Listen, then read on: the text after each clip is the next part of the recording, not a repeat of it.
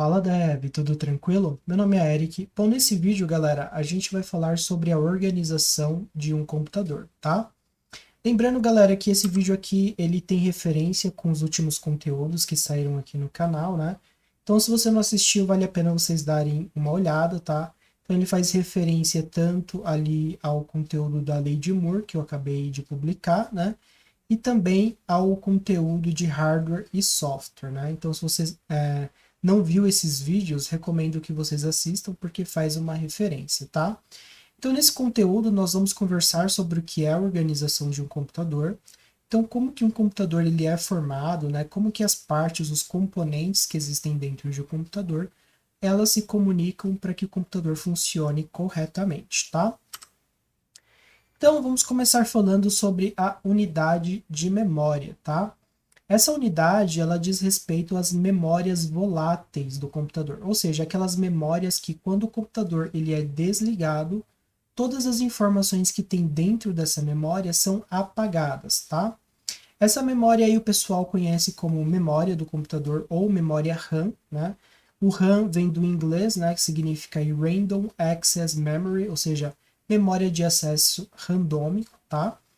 E ela ajuda o computador então a processar, né, os dados guardando informações temporariamente. Então, quando o processador precisa que um dado fique guardado temporariamente, ele coloca então na memória RAM, e quando esse dado não é mais utilizado pelo computador, ele vai sendo apagado. Então, essa memória, né, ela é volátil, ou seja, ela fica mudando a todo momento. Então, ela recebe um dado, né, guarda ali por um tempinho, quando o processador não precisa mais, esse dado é jogado fora. Então, ela fica nesse processo várias e várias vezes, tá? Nós temos a unidade de aritmética e lógica, que é conhecida aí como ALU, né? Essa unidade, ela fica dentro do processador do computador. Ela é responsável, então, por realizar os cálculos matemáticos, né? Como somar, subtrair, multiplicar, dividir, né? E também por tomar decisões, né? Comparando um valor com o outro e dizendo se aquele valor, né? Se aquela operação, né? Se aquela condição, né? Ela é verdadeira ou falsa, tá? Que muitos conhecem aí como um estado booleano, né? Que nós vamos até mais para frente, né? Quando a gente estiver programando em Java, a gente vai ver aí um tipo de variável booleana e a gente vai acabar mexendo com isso também, tá? Nós temos a unidade de processamento central, que é a CPU, né? Que muitos conhecem aí como o processador do computador. Hoje, né, um processador ele possui vários núcleos, ou seja, são vários mini processadores dentro, tá? Que podem estar executando de forma em conjunto, né? Ao mesmo tempo, que é o que nós chamamos de thread, né? Ou seja, ele dispara ali gatilhos, né? E o processador acaba processando informações mais rapidamente, tá? E ele é responsável, galera, por dizer qual componente do computador tem que fazer o quê, né? Então ele atua como cérebro. Então, dizendo para o computador, controlando, né, o computador, dizendo o que tem que ser guardado, por exemplo, na memória RAM de forma randômica e volátil, né, ou seja, temporária, ou o que deve ser guardado no computador ou o que deve ser recuperado. Então ele fica controlando as informações para que você consiga, por exemplo, assistir um vídeo ou jogar um jogo. Então ele fica controlando ali as informações para você ter a melhor experiência na utilização então do computador, tá? Nós temos então a unidade de armazenamento secundária. Essa aqui é muito importante, tá?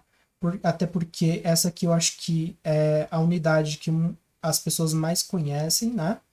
Essa unidade, então, ela guarda os dados por mais tempo. Ou seja, mesmo que o computador ele desligue, né? Os dados permanecem ali salvos, né? Então, existem diversos dispositivos para a gente armazenar dados dessa forma, que são os HDs, pendrives, CD, DVD, cartão de memória, entre outros tipos de dispositivos. Lembrando, né, galera, que nada é eterno, né? Porque se um HD ele sofre ali uma avaria, né?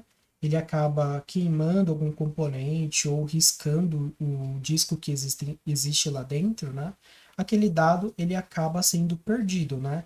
Mas se não acontecer nenhum problema drástico, esses dados eles acabam sem permanecendo, né, salvos por bastante tempo, né? Então você consegue utilizar aí por bastante tempo, mesmo que o computador desligue, que é ao contrário, né, do que acontece com a memória RAM, né? Porque se você armazena um dado ali temporariamente, quando o computador desligar, aquela informação se perdeu, tá bom?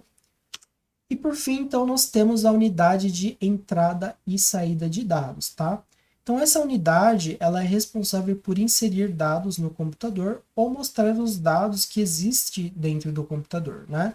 Então, nos dispositivos de entrada, né? Nós temos os teclados, câmeras digitais, scanners, entre outros dispositivos, que você consegue inserir dados dentro do computador. Então, com o teclado, por exemplo, você vai teclando as teclas, né, as letras, e aí você vai formando palavras para serem armazenadas lá no computador. Ou as câmeras digitais, você tira sua foto ou grava um vídeo e você insere essa informação dentro do computador. Já os dispositivos de saída de dados, eles mostram os dados que tem dentro do computador. Então nós temos o monitor, né, que a gente consegue ver o que está sendo feito no nosso computador.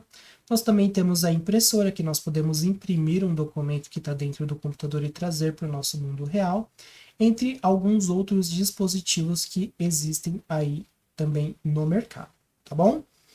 Então é isso, galera. Espero que vocês tenham entendido aí o conteúdo, né? Tenham entendido aí o que é a organização de um computador, tá? Não esqueça de ajudar o canal, galera. Deixa um like aí se você curtiu, se inscreve, ativa o sininho de notificações. Lembrando que no meu site, esse que aparece aqui abaixo, eu vou deixar também um conteúdo extra a mais para vocês também. Lembrando que lá também eu vou postar futuramente, né? Conteúdos a mais para vocês estudarem, como e-books, entre outras coisas, beleza? Então é isso, a gente se vê no próximo vídeo. Até mais!